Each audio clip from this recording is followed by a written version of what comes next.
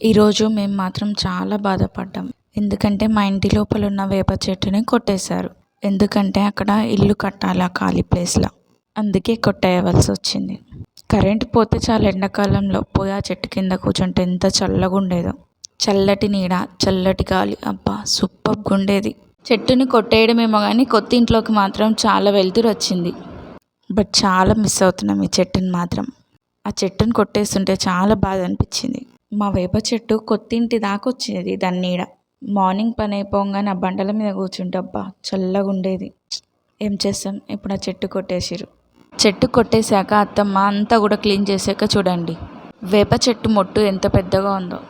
దాని నుంచి వచ్చిన కట్టెలన్నీ కూడా పాతింటికి ఎదురుగా వేసేసారు. నా చిడతల అల్లరి చూడండి, 4 కోడి పిల్లల్ని సాదుకుంటే ఒక్క కోడిపిల్ల మిగిలింది. ఆ ఒక్క కోడిపిల్లని కూడా వదలదు.